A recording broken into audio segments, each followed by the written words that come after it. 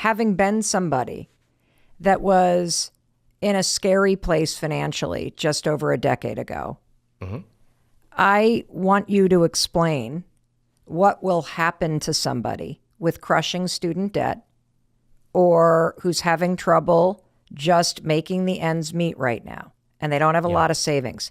How will doing this exercise change their psychology about money starting today? Yes, thank you for asking this, because if you are in large amounts of debt, whether student loan, credit card, even mortgage for some people, some of this can sound really airy-fairy. And I'm the last guy to get accused of us all sitting around the campfire saying kumbaya. I'm like, look, I'll talk about psychology, but we're also going to talk about the numbers. And so what I want to emphasize to people is that we often have this belief that we're overwhelmed with money. Okay, it's easy to feel that way. But when I ask people, show me your spending, what percentage of your income is going to housing or investments? I would say 99% of people do not know. Okay, so how can we... I don't know. Yeah. I literally don't know. Yeah, totally. It's very common. And so how can we feel in control of something if we don't understand the basic mechanics of it? Even when we drive a car, we got to know how to turn the ignition on, reverse. So we go through life in this very arbitrary transactional way of like, okay, this bill came in, I'm going to pay it. This bill came in, that feels really bad. It's transactional, it's reactive. And what I'm encouraging you to do is to go from defense to offense with your money. That means once you set the intention of an Italy trip, if you're in crushing debt, you may go, hey, Ramit, I actually cannot afford to put $100 a month away. I go, okay, well, why don't we write that down, $100 a month towards Italy, but you can't do that today. That's totally fine. Next, we're going to go through your 4 key numbers in the conscious spending plan. Let's make sure you understand your numbers. And you will be quite surprised that a lot of people discover they have more money than they actually realized once they go on offense with their personal finances. Oh, wow. Okay. So what are the 4 things that we all need to go through? Everybody needs these 4 numbers. This is what I use instead of a budget. I don't keep a budget. You think I'm going to sit around tracking the price of asparagus for the rest of my life? Hell no. Okay. I don't want to live that kind of life. I don't want to live that kind of life either. Okay. Yeah. All right. So 4 numbers that you should know. These are all part of my conscious spending plan. The first is your fixed costs. Okay. So that would include your rent or mortgage, your utilities, car payment, gas, insurance, anything that's fixed, even groceries every month, that goes there. And what about the minimum debt payment, or is that part of another category? Yeah, that counts there exactly. Thank you. And that number, you should try to get it between 50 to 60% of your take-home pay. Okay. Let me run through these all, and then I'll tell you what they mean. 50 to 60% of your take-home pay for fixed costs. Next up, your savings. How much money are you saving every month? This should be roughly 5 to 10% of your take-home. And savings would be an emergency fund or money you don't need for at least 1 to 5 years. Things like a down payment for a house, etc. Next up would be investments. Roughly 5 to 10% of take home, although I like to see it higher because investing early in life pays dividends later. Okay. And then little finally, shame for Mel Robbins, did not invest early in life. I'm just going to let that one go and focus on my dream list. Okay. Just wanted to acknowledge that when you said that, because look, people say that and I'm like, fuck, I didn't do that. Okay. Well, I wish I started deadlifting when I was 13 years old, but I didn't even know what that was. So we all start from the place we start at. That's true. Okay. The last category is my favorite one of all. It's guilt-free spending. And this is 20 to 35% of take-home pay. What? Now, yeah, that's right. Desserts. Mel, go get them. Beautiful cashmere coat. That's for me. Go get them. You want to get roller skates. You want to go to your gym. 20 to 35% of take-home. Now, let me tell you why I love this and why I'm getting excited about 4 numbers. Okay. So many of us shrink our lives and we agonize over some stupid $5 purchase. You really think coffee is going to change your life? It's irrelevant. It does not matter how much coffee you buy. So please stop thinking about that. The same people who ag and I go, oh, I'm so overwhelmed, I don't know anything. I go, what's your savings rate? They go, what's that? How much are you investing? Well, I try, but I don't really know. Okay, how are you supposed to feel not overwhelmed if you don't know any key numbers? So know the 4 numbers and you will suddenly feel totally in control. Some of you aren't going to be able to hit these numbers. That's okay. At least we can work with it. We got the puzzle pieces on the table. Now we can start assembling your rich life. Wow. Okay. I think I can do this.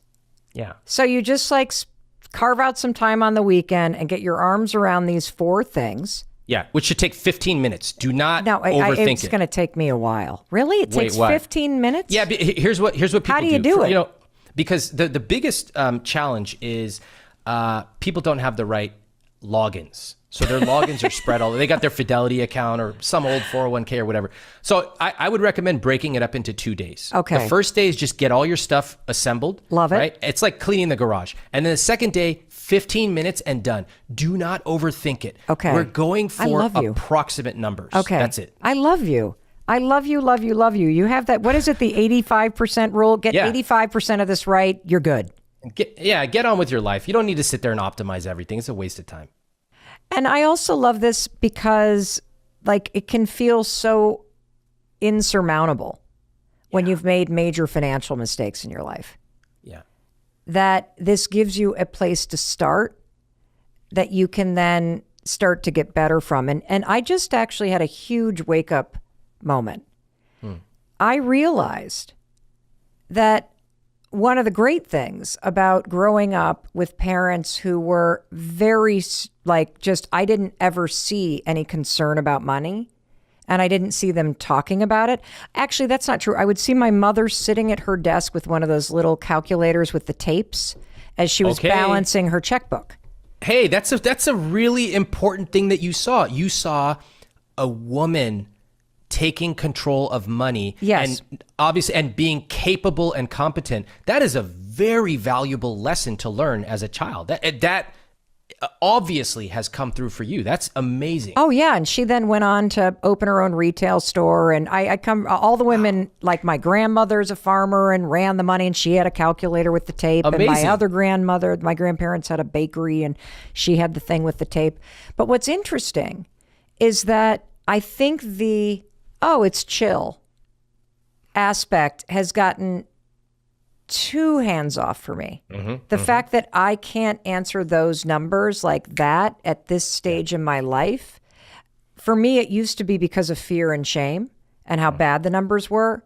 I used to be one of those people that the bills would arrive and I would just not open them. Yeah, common. And because it was confronting to see the debt and confronting to see how much I had spent because I was, basically shopping to escape my life with money that I did not afford or that I didn't have. And then you'd open up the bills and be like, fuck. Yeah, I guess I spent that much. Yeah, I don't have that money. And so it used to be that, but I think now that I've paid off all the debt and I have savings and I've, maniacally saving, I don't look at it at all still. Okay. Let's talk about a couple things that are so interesting about what you just said. I love the honesty. All of us have something in our lives that we feel like we should be doing better. And we kind of push the envelopes away. And I deeply understand this because for me, it was fitness. And I grew up half joking, calling myself a skinny Indian guy. And I really wish I had not said that because it became part of my identity. And, if any of us say something like, I'm bad with money, I would gently encourage you to not say that. Maybe reframe it and say, gosh, I haven't learned the skills of money yet, but I'm changing that now. I want to stop right there. Hold on a second. I apologize for interrupting you, but this is so important. Yeah. If you just heard Ramit say, I'm bad with money, I want you to pay attention loud and clear because he's absolutely right. Or if you say something like, I don't understand, it's overwhelming. Yeah, I'm not good with math. I'm not good with math. What are other things that your students say, Ramit, that really crystallize a terrible psychology around money? My family's never been good with money. We're all bad. I'm never going to get out of this debt. We always fight about money. And I'm just an overspender. Or my husband took care of the finances. Oh, classic. Oh, that drives me insane. Hold on, I'm getting mad, but I'm getting mad at multiple things right now. So let me take them each in turn. Okay, first off, what you said about not opening envelopes, and then now as you've become much more financially successful, it's almost swung the other way, is totally common. In my experience, once people start earning around $150,000, they stop really paying attention to the numbers because they basically make enough to not have to really pay attention. And actually, I'm a little okay with that. I don't want people agonizing over the price of groceries if they're making $150K. But what I do want, and what I do for myself, is I spend 1 hour per month on my finances. That's it. Just 1 hour. I review the CSP. My wife and I talk about money. Hold on. The CSP was that conscious spending plan of the four Correct. things: fixed cost, what's your automatic savings, your investments, and then the category I love the most: guilt-free fucking spending. People, let's there you go. Wow, Okay. I love it. You added the F word. That's so good. I got to add that. That's beautiful. It is exciting. Okay, so all those things.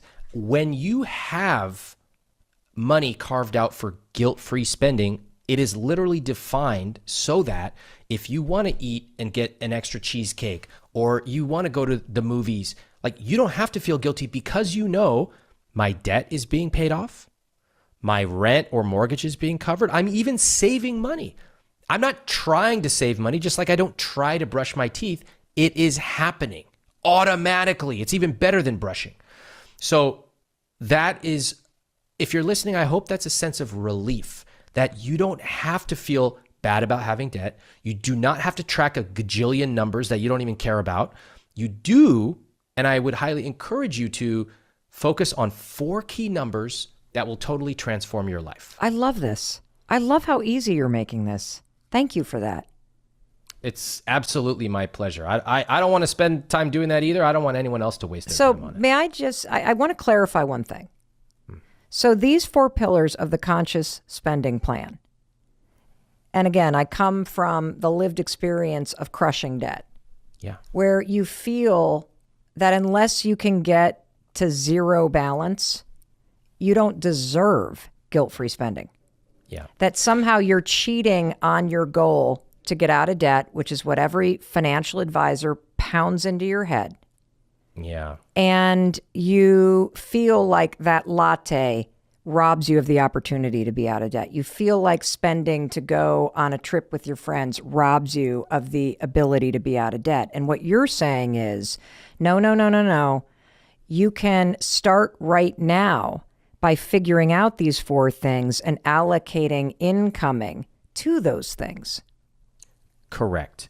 We have a very unhealthy relationship with money in this country. On one hand, we have a puritanical strain that tells us, do not buy anything, and you're a bad person for having debt, and you should live in a monastery until that debt is paid off, and then maybe you can go buy a pack of gum, okay? On the other hand, we're like, okay, hold on, let me look at Instagram. Oh, my friend's in Bora Bora on Tuesday. Ooh, I think I'm going to go take a trip, even though I don't even know how much I have in the bank.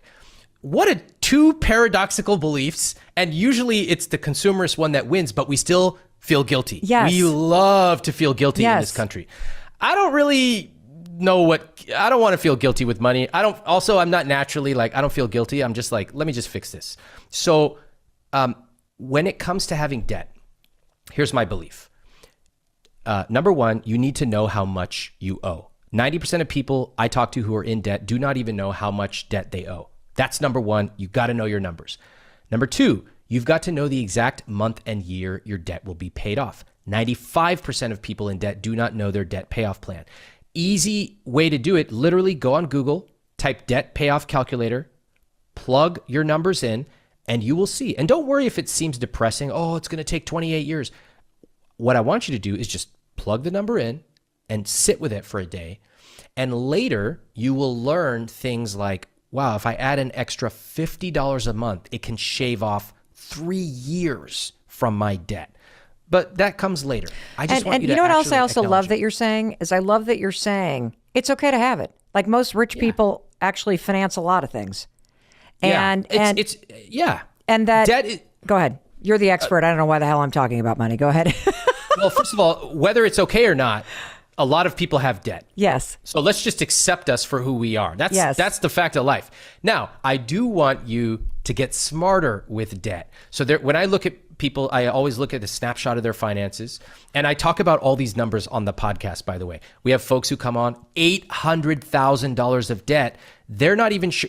Really? Are you serious? Well, that was me over a decade ago, when the liens hit the house. Okay. No college savings, no 401k, credit cards maxed out, home equity line maxed out, plowed it all into my husband's restaurant business, did not go according to plan. I lost my job, liens hit the house.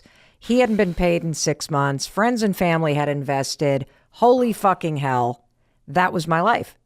Okay.